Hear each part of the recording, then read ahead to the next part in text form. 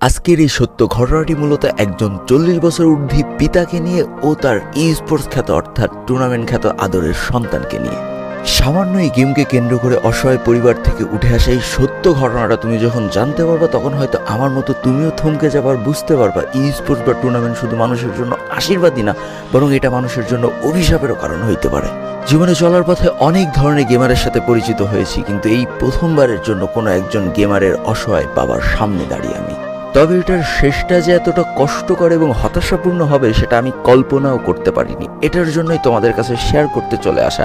তো বেশি প্যাক না করে ছোট্ট একটা ইন্ট্রো দিয়ে আজকের ভিডিও শুরু করা যাক।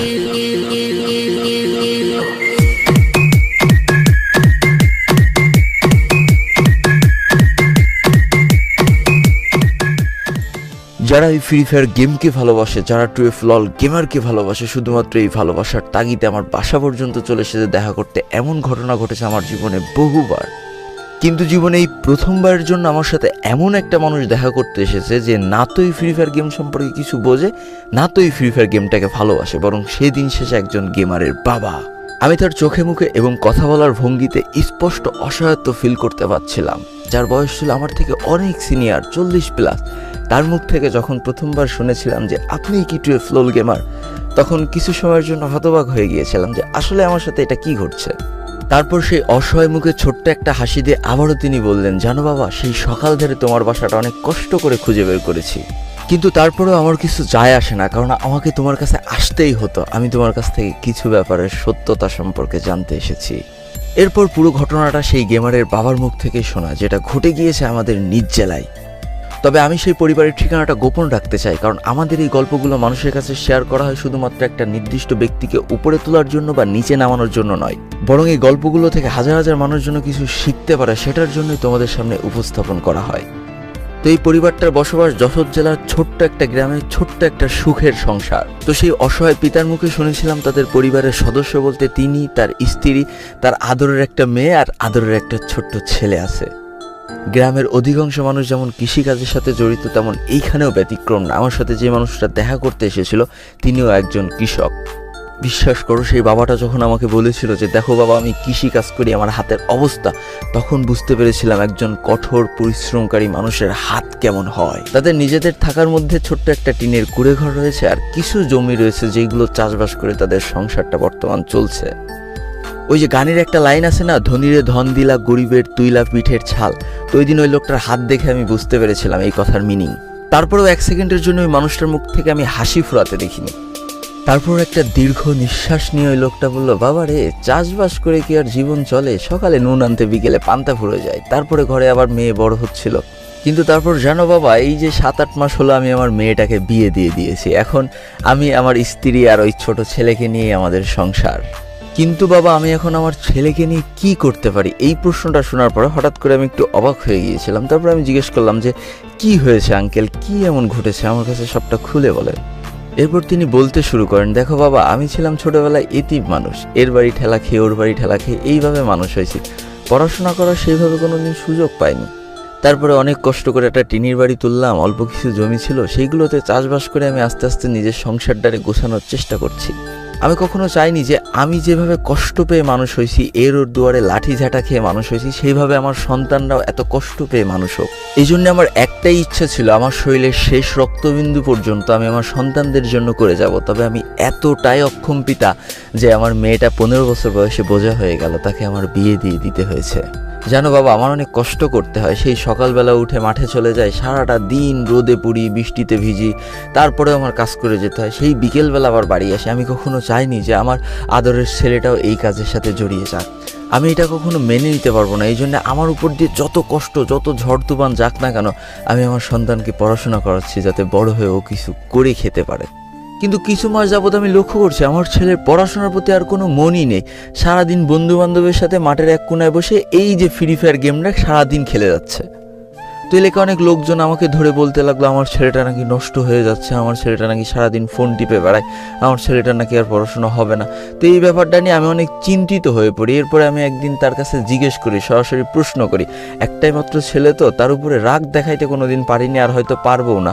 আমি সেদিন ঠান্ডা মাথায় জিজ্ঞেস করেছিলাম যে আব্বু, তোমার নামে কিন্তু সবাই এইভাবে কমপ্লেন দিচ্ছে, তোমার নামে কিন্তু সবাই সমালোচনা করছে, তুমি আসলে কি করো আমার একটু বোঝাও তো, আমি তো আজ পর্যন্ত তোমার কোনো কাজে বাধা দিইনি, আর আমার বিশ্বাস আছে যে আমার সন্তান কোনো খারাপ কাজে যাবেও না, খারাপ পথে যাবেও না, তো তুমি কি করো সবাই 4-5 জন মিলে বসে, আমাকে একটু বোঝাও তো, এতে কি আসলেই কোনো লাভ আছে?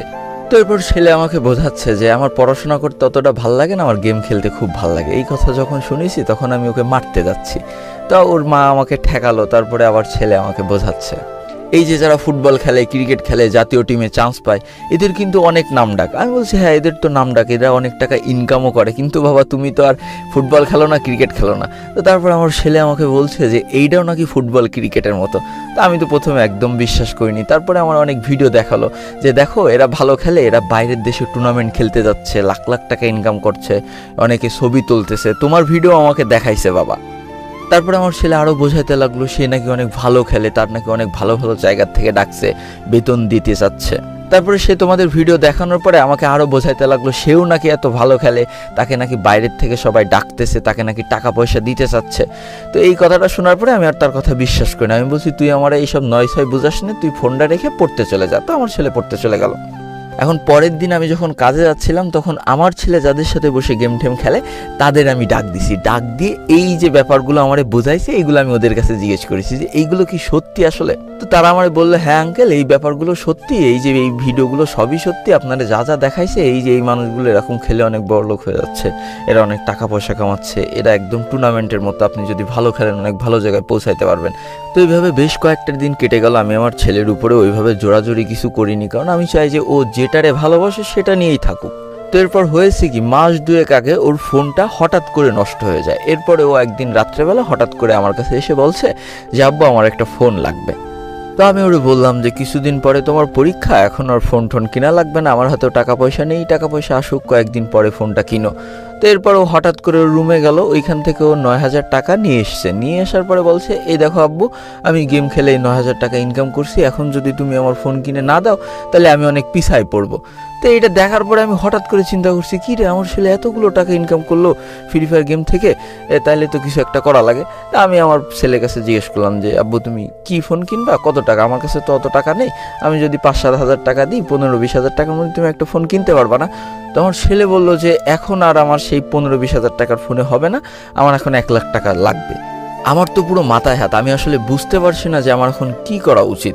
তো আমি 3 জন মিলে বসে রয়েছি, আমি, আমার ওয়াইফ আর আমার ছেলে। তো আমরা 3 জন মিলে যুক্তি পরামর্শ করছি যে এতগুলো টাকা এখন কনে পাবো। তো তারপর চিন্তা করলাম যে আমার যে জমিটুকু আছে, যেই জমিতে আমি চাষবাস করে খাই, ওই জমিটা যদি আমি কোনো জায়গায় বন্ধক দিই তাহলে 70-80 হাজার টাকা মতো আমি পেতে পারি।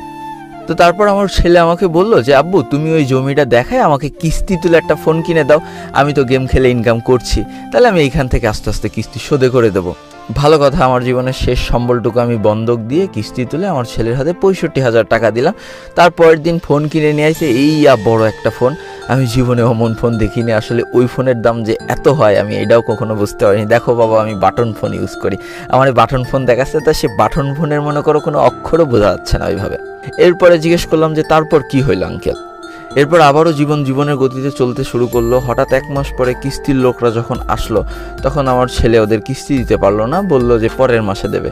এখন বা পরের মাসেও এসেছে, পরের মাসেও আমার ছেলে কোনো টাকা পয়সা দিইনি। তো ওই দিন আমার ছেলেকে আবার ডেকে আমি জিজ্ঞেস করেছি যে তুই বললি কিস্তি তুলে ফোন কিনে দিতে, তুই নাকি গেম খেলে সব টাকা শোধে করে দিবি, কিস্তি এখন 2 মাস পার হয়ে গেল, তুই এখনো টাকা দিচ্ছিস না, ওরা তো আমার বাসায় টিকতে দিচ্ছে না। তো আমার ছেলে আমাকে কি বললো আমি অতটা স্পষ্টভাবে বুঝতে পারিনি। ও বললো নাকি কোন জায়গায় থাকতো, ওই জায়গায় ওর খেলা অনেক ভালো ছিল কিন্তু ওরা অত টাকা দিত না, এই জন্য একটা নতুন জায়গায় যাবে, সেই জায়গায় নাকি ওর অনেক টাকা দেবে। তা আমি এই কথা বিশ্বাস করিনি, আমি আর ওর পরে খুবই রাগারাগি করেছি, ওর গায়ে হাত তুলেছি, ফোন টোন সব কেড়ে নিছি। এখন কি করবো, ওই ফোন বেচে তো আমার কিস্তির টাকা দেওয়া লাগবে। তো আমার ছেলে আমাকে তোমার ঠিকানাটা দিয়ে বললো যে এই লোকটার সাথে একটু কথা বলে আসো, যে আমি যেই কথাগুলো তোমারে বলছি এগুলো সত্যি কিনা। তো এতক্ষণ পর আমি তো একজন গেমার, তো ওই বাবার মুখ থেকে সমস্ত ঘটনা শুনতে পেরে আমি আসল কাহিনীটা বুঝতে পেরেছি। তো এরপরে আমি ওই আঙ্কেলকে বোঝাইতে লাগলাম যে আঙ্কেল দেখেন আপনার ছেলে হয়তো বা সঠিক কথা বলেছে, সে অনেক ভালো খেলে, তো এই কথাটা শোনার পরে হঠাৎ করেই ওই বাবার চোখ দিয়ে পানি পড়ছে যে তার ছেলে তালি আসলেই কিছু করতে পারবে বা করে দেখাচ্ছে, এই কথাটা উপলব্ধি করতে পেরে সেই বাবা হয়তো কাঁদতেছে। তো সেইখান থেকে আমি চিন্তা করলাম যে প্রথমে আগে আমার এই বাবাকে বোঝাইতে হবে। তো আমি আঙ্কেলকে বোঝাইলাম যে আঙ্কেল, আপনি এই ফোনটা বিক্রি করেন না, আপনি এই ফোনটা আপনার ছেলেকে দেন, আর যদি সে ভালো খেলে তাকে অবশ্যই অ্যাপ্রিসিয়েট করেন, তাকে উৎসাহ করেন। আমি হয়তো তাকে এমন একটা জায়গায় পজিশনে পৌঁছে দিতে পারবো, যেহেতু সে ভালো খেলে, টুর্নামেন্ট খেলে টাকা ইনকাম করার স্বপ্ন দেখছে, তার মানে অবশ্যই সে ভালো খেলে। তো আমি এমন একটা জায়গায় তাকে পৌঁছে দিতে পারবো, একটা ভালো টিমের সাথে যোগ দিয়ে দিতে পারবো, যেখানে মাসে তাকে হিউজ অ্যামাউন্ট দিয়ে হয়তো ডেকে নেবে কোনো টিমে, বা ভালো খেলার জন্য সে টাকা পয়সা পাবে, এরপরে ভবিষ্যতে সে আরও ভালো জায়গায় পৌঁছাতে পারে। যেমন বাংলাদেশে যেসব স্পোর্টস টিম আছে, স্পোর্টস প্লেয়ার আছে, আর এসকে বেলেট, কুট্টু, শুভ, এরা কিন্তু অনেক ভালো ভালো পজিশনে পৌঁছে গেছে। এরকম যদি একজন প্লেয়ার আমি বানাই দিতে পারি, একটা পরিবারও বেঁচে গেল, সব কিছু বেঁচে গেল। তো সেই অনুপাতে আমি আঙ্কেলকে বোঝাইলাম। তো আঙ্কেল আমার কথাটা বুঝলো, বোঝার পরে বলছে আচ্ছা ঠিক আছে বাবা, তাহলে আমি ফোনটা দিয়ে দেবো, আর ওকে বলবো যে তুই এই ভাইয়ের সাথে যোগাযোগ করে, এই ভাইয়া হয়তো তোকে কোনো একটা সুযোগ দিয়ে দেবে। তাই বললাম হ্যাঁ আঙ্কেল, ওকে আমার এই ফোন নাম্বার নিয়ে যান, আমার সাথে কন্ট্যাক্ট করতে বলেন। তো ওই দিন রাত্রে ওই ছেলে আমাকে ফোন দিল, ফোন দিয়ে বললো যে ভাইয়া এরকম আমার আব্বু গেছিল, তো আব্বুরে আপনি অনেক সুন্দরভাবে বুঝাইছেন, তার জন্য অনেক ধন্যবাদ। আব্বু আমার থেকে দেখলাম আপনাকে অনেক বেশি বিশ্বাস করলো। আমি বলছি আমি ওইভাবে হয়তো বিশ্বাস রাখার যোগ্য তা অর্জন করছি, এই জন্য আমাকে বিশ্বাস করেছে।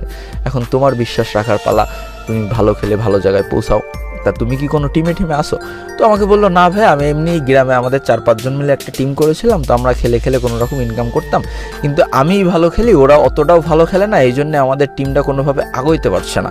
তা আমি চিন্তা করলাম এর যদি কোনো ভালো একটা জায়গায় ঢুকিয়ে দেওয়া যায়, ভালো একটা স্পোর্টস টিমে ঢুকিয়ে দেওয়া যায়, পোলাটা হয়তো ভালো কিছু করবে।